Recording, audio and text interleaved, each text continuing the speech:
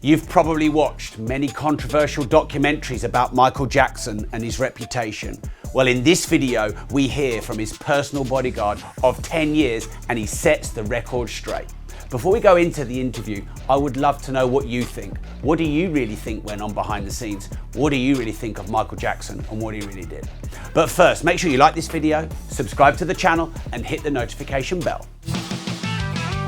That documentary last year is full of rubbish. I know Really? those guys. Absolutely. Yeah. One of them has already lost their case too.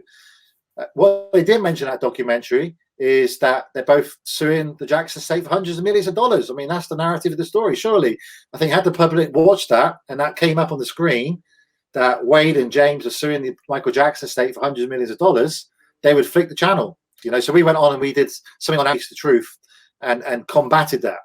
But no, it's just coming. Those two guys both gave evidence in this trial in 2005 because they are star witnesses and said they did. You know, he did nothing to them. He was into women. But in America, if you get past 7 years, if you lie on oath, then they can't come back after you. So they waited to 2012. And we got to talk about the other allegation too, Geordie Chandler, which is very famous, 1993. Michael Jackson pay off Geordie Chandler. He was in the middle of a world tour called Dangerous.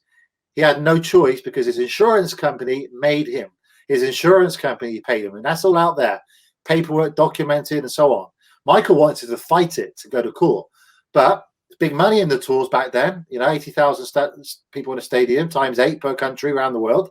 They wanted to get him back out on tour. So they put him in the corner. Just get this behind us. What's 20 million to you? And his insurance company paid it off. He had no choice. It wasn't his decision. He wanted to fight it. Wow, there you go. So this documentary then, you think it's lies? I know it's lies. I know it is. And why hasn't it been played since, Rob? Where is it? And the 4-hour version, I think it's cut down to like, it's like a fraction of that now.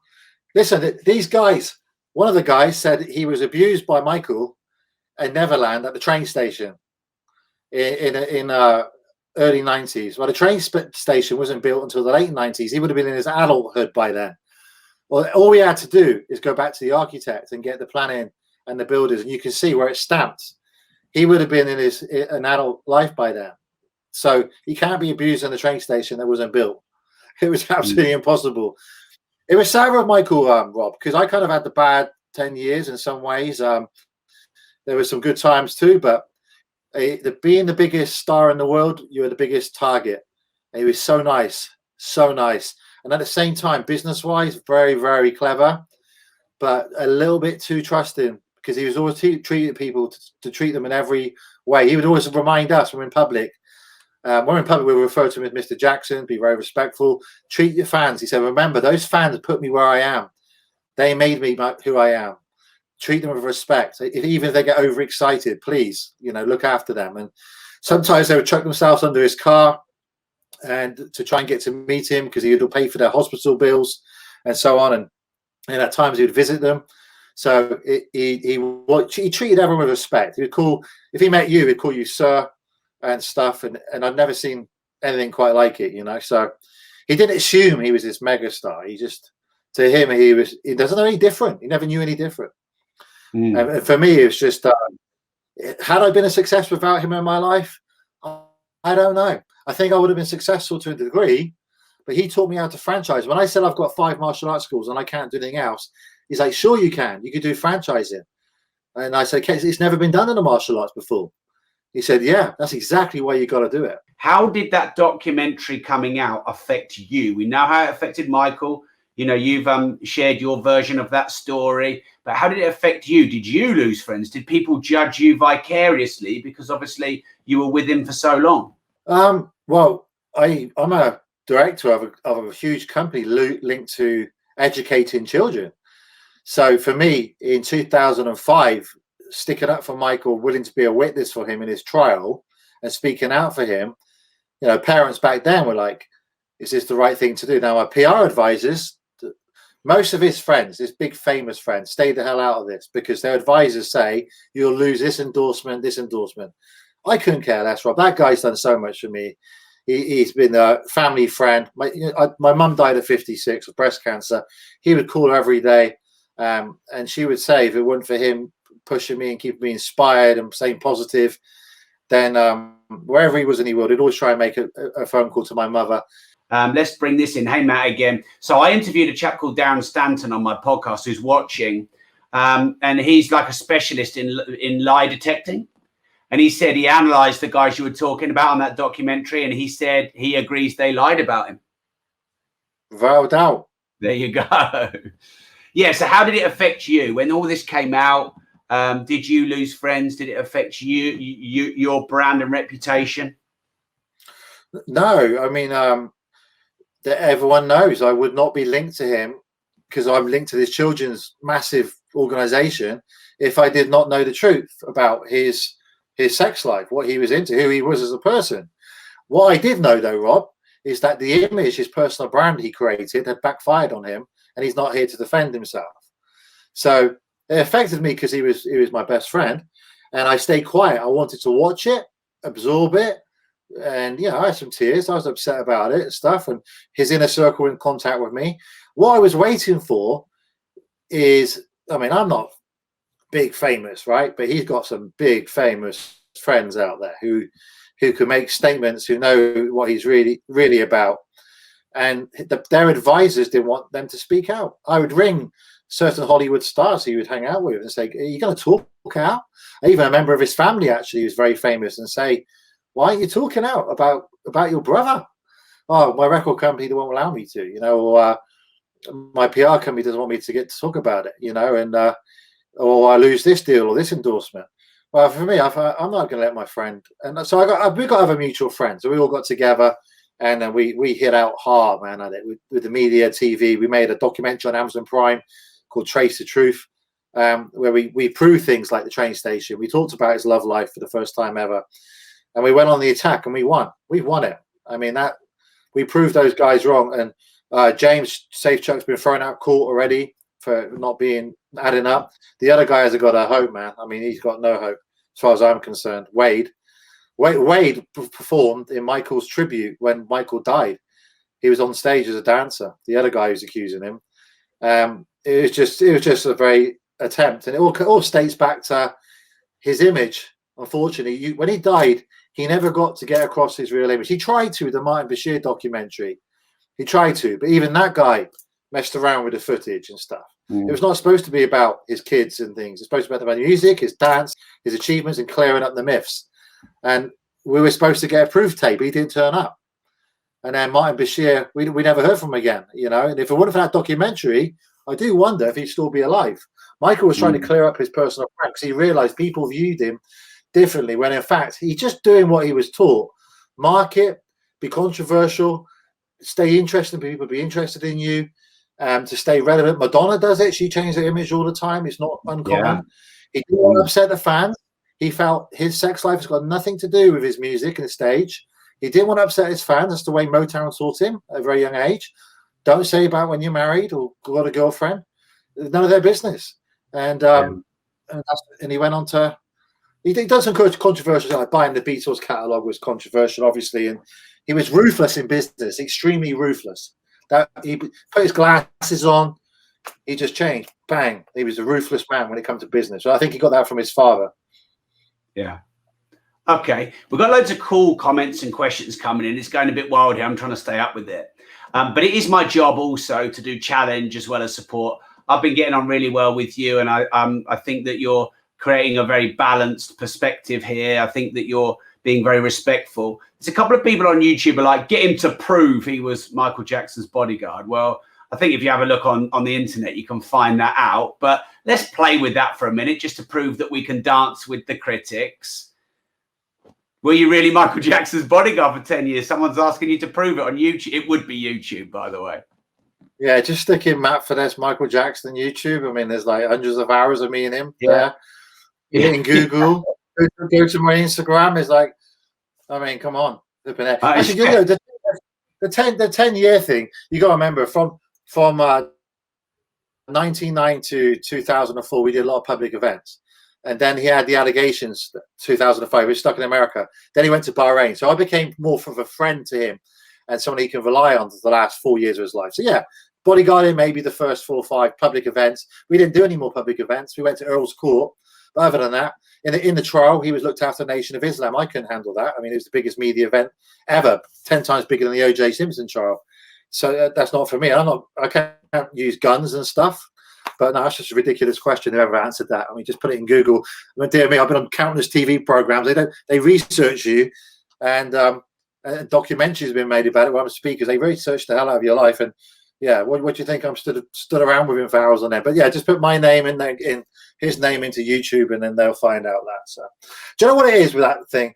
A lot of people don't think he's like a real person. It can't. I used to walk down hotel corridors with him. People be checking out, and they bump into him like, it can't be you. It just can't be. It must be a lookalike. And he's like, well, I got to be somewhere sometime. You know, I'm a real person. You know, and it's like the whole thing about the Queen. She does use the toilet, right? You know, but yeah, I don't have to prove anything. I don't have to prove anything, Rob. It's all out there. It's social proof. No, you don't. And thanks for answering the question. It's just I always like to bring in a couple of critics because I think we should dance with that and show that we're not scared to embrace that and just pick all the nice comments. I think that's important. So we're going to do a couple of different types of rounds now, Matt. So if you're up for this, one will be a cheeky round, and I'm going to ask you a few cheeky questions. You can decline to answer. We'll see how brave I'm going to be, but I don't think you will. And then what we're going to do towards the end is we're going to do a quick fire round. Now, you can go into some detail if you want, but just to let you know, it's a sort of a quick fire round. I'm getting loads of comments coming in, by the way, so everyone seems to be loving this. Right, so here we go for the cheeky round. What's the biggest fight you've had or security threat around Michael? Either or.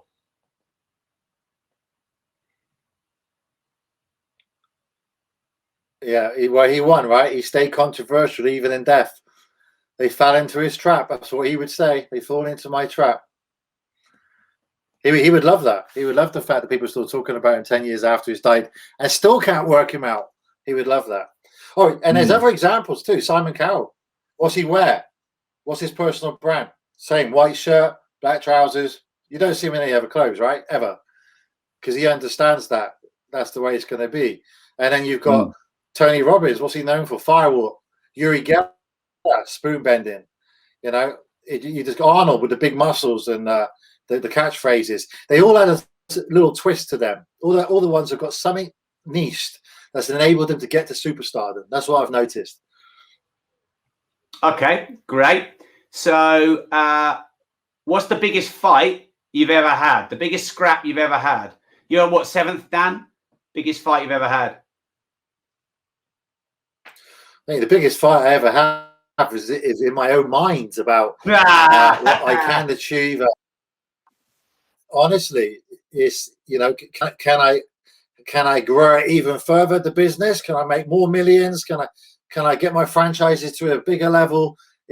I'm my own worst competitor, you know, and I have to use my martial arts mindset to get through that, you know, all the time.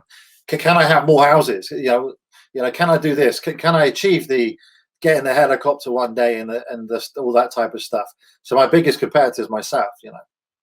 Absolutely.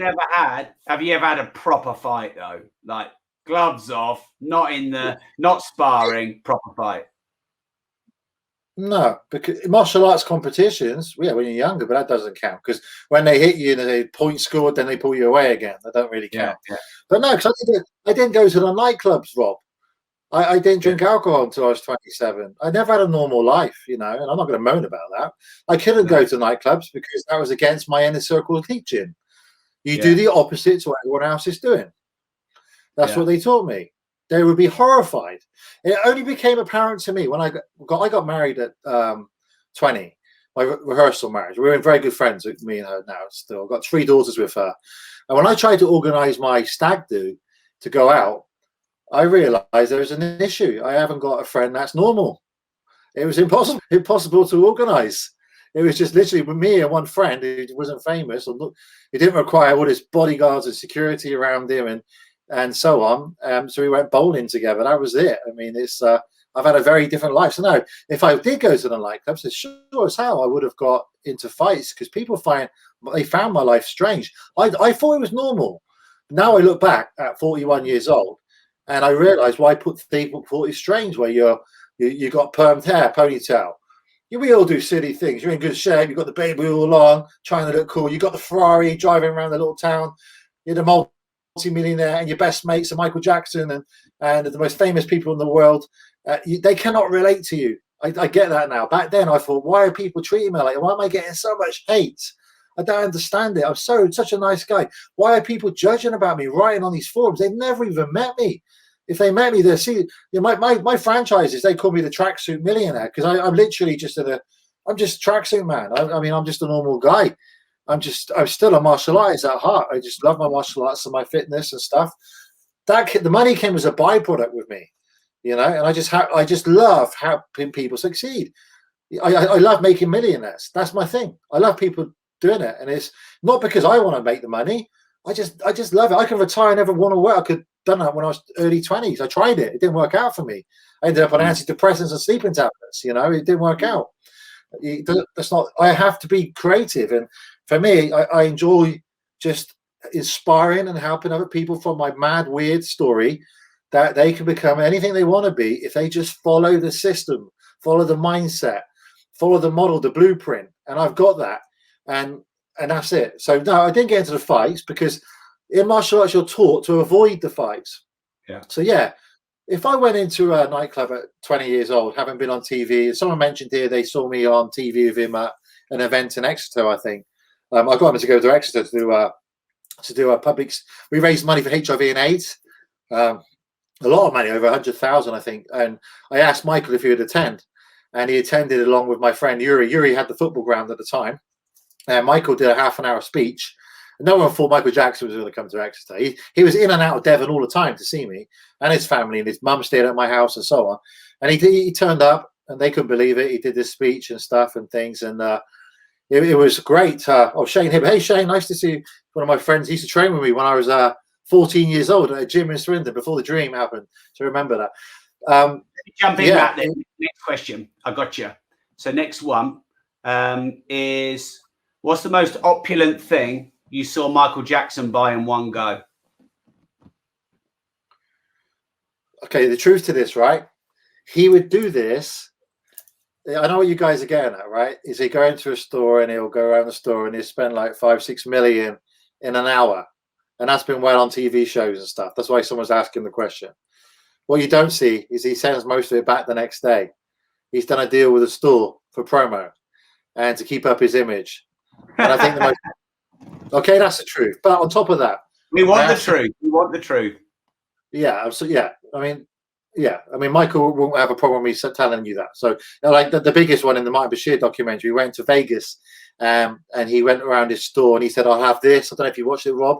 I'll have that one, and they were like, he spent like 10 million or something, but we had to send it all back 2 days later. The one he did for real is due to a time element. He is a great artist. It's probably not very well known about him. He could draw just as well as he could sing. He was phenomenal.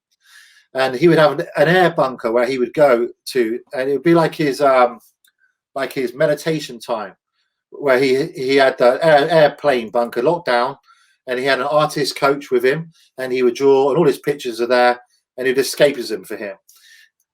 When we were in London once, he found out there's this shop that specialized in art, and he wanted to visit. And I said, Mike, what do you want to do? Do you want me to ask them to shut it down for you, or do you want to just go for it? You know, sometimes it worked out. Sometimes we get ourselves in trouble. We just went for it. We'd shut down Oxford Street.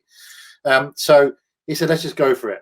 So we turned up. We walk into the shop. It's fun. I remember this guy on his mobile phone. He's like, holy, you wouldn't believe it. Just walked past me. And we go into the shop, and he was taking ages browsing through all these books. And this bookshop just specialized on art, unique art. And we had to catch a plane.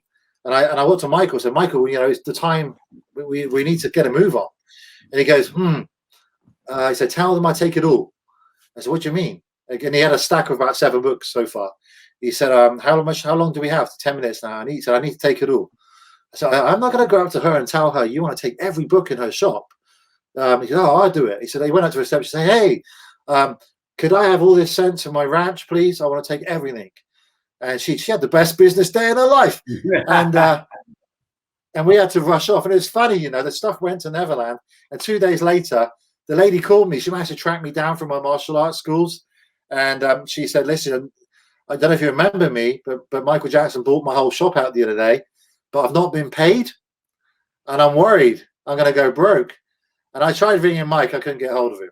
And then I called his PA. I said, is this girl's genuine? He does owe the money. And it's just because of the fans were outside, and it just the madness around him. He didn't get around to the other PA paying it. We had to rush off quick. And then she settled the bill. You know, it's ironic, really. She settled the bill. I reassured her, I promise you, you'll get paid. But those books, they just went straight to the ranch. So he did impulsive buy, but he was very clever with his money. Very clever. He was very, very, very smart. He put all his money into music publishing. That was his thing. Buying people's music. Yeah. Okay, great. So one more, and then we're going to move into the quick fire round. I've got a call in about 15, 20 minutes, something like that. There's a couple of questions that are on the comments that I'm going to answer. There's one guy that's asked the same question 10 times because he thinks I'm not watching, but I'm trying to listen to you. I'm trying to listen to you as well, Matt, and make sure that I honor the questions that I've already got and you answer that by. I'm going to ask that about the doctor, so don't worry. Right. So does it annoy you when people only want to talk about Michael Jackson? Well, when he died, yeah. And I had to have counseling for that. Because when your friend dies, there's a bereavement process. When a superstar friend dies, everywhere you go, his music's playing more than ever before. You're getting offers, you get media attack and writing true stories about you that are complete nonsense. And they write allegedly, and I can't do nothing. My lawyers can't do anything about it. Even every day I wake up to today I woke up to a Google alert about a story about me and Michael. I don't know anything about it. They just rehashed whatever they want. But now I've learned to respect it. I actually asked my PR company, is there any way that when people write about me, they can talk about me as a business person now still and go back to the martial arts champion, the successful martial arts guy, and not talk about Michael? And they said, I'm really sorry, Matt. The guy's the biggest star in the world. You're in his shadow. You're going to have to accept for the rest of your life, you'll always be known as Michael Jackson's former bodyguard. Just like Elvis Presley's bodyguard is a good friend of mine. He's very successful martial artist. He's always wrote about first line, Elvis Presley's bodyguard. And yeah, I mean, there's a downside to that and an upside, but I've learned to live with it now. Yeah. Every day I get asked about it. In normal times I go out on the street, people want to talk to me about Michael. Sure. So. Well, hopefully you feel I've spoke about you as much as Michael on this interview, and I'm going to be speaking about you for the next 1, 2, 3, 4, 5, 6, 7 fast power round questions. And obviously, since we've got to know each other, we've not really talked about that because, you know, that's an interesting part of your story, but you are Matt, you are not Michael. So this is the quick fire round. So if you could do like a sentence for each one. What drives you? To leave a legacy for my children, because I believe the world is going to be difficult in the future. And I want my money to be there for them forever. So I've got assets and things in place. So when I die one day, they'll always live and provide for them. Next then, what's the best advice you ever remember receiving? You haters are free publicists. I knew you like that. Yeah, Grant's been saying that in Clubhouse, hasn't he? I earn more money out of my haters. What's the worst advice you can remember receiving? Money is the root of all evil, and money don't change your life. What advice would you give to the 20-year-old self of you that's got all these franchises and classes and is a millionaire? Don't let your ego go to your head with your top off with a perm, your pecs, your abs in a Ferrari driving around a little town in Barnstable being Mr. Big Shot, because you're going to have a downtime too. Not everything you touch is going to go to gold. And a different type of question, what advice would you give your older self? Like 60-year-old Matt, what advice would you give your older self? What advice would I give my older self when I'm 60? I hope that it would be that I've spent just as enough time with my family than I have my kids, and the advice would be to get the balance right. Get the balance right. Okay, I had all the money in the world, Rob. I couldn't save my mum from cancer at 56. Putting your mum in the ground at 56 years old when you're a multi-millionaire with powerful friends didn't mean nothing. I couldn't save her, could I? So you got to put things in perspective. Money's great. You arrive at your problems with style, and you can help others. That's the great thing about money. Other than that, you only got the same meal. You got a roof over the head. The family is what counts, and you learn that. And I hope people listen to this. You'll learn that by hard knocks. It's very hard to teach. And I try and teach my franchise that don't focus on the money, focus on being good, provide a good service. The money is the rewards that come back, the points. Is there one thing that's wrong with the world that you'd like to change? Yeah, they don't teach you about money. You go to school and you don't learn about money. They teach you the wrong stuff. They teach you to do well, get a job, study hard, get a job, earn money, buy a house, and then retire at 65, and then maybe have 10 years of your life to do what you want. That's just messed up. It just doesn't make any sense. And then if you do make messed up with the world, they do anything they can to hate you and try and criticize you. Doesn't make any sense at all. It's bizarre. They need to teach the world about money. I definitely agree with that. I wrote the book called Money, to teach the world about money. I have a money podcast called Money, to teach the world about money. I have a foundation to help young and underprivileged entrepreneurs start and scale their businesses, the meaningful businesses that change the world. So we definitely have very similar interests there. Okay, if there's one person alive today that you'd love to see interviewed on a podcast like the Disruptive Entrepreneur, who would it be? Because I trust you, Rob. It would have to be. If he was alive, it would have to be Michael. Because you'd be able to get the truth out of him, and I wouldn't have to trust some crazy journalist to do it who's and hasn't done it. Oh, I take that as a real compliment. So thank you, Matt, for that. Now, if you enjoyed this, we have the full unedited deep dive interview with Matt, all about Michael Jackson, the full story. So if you want to watch that, the link is below. But first, make sure you like this video and subscribe to the channel.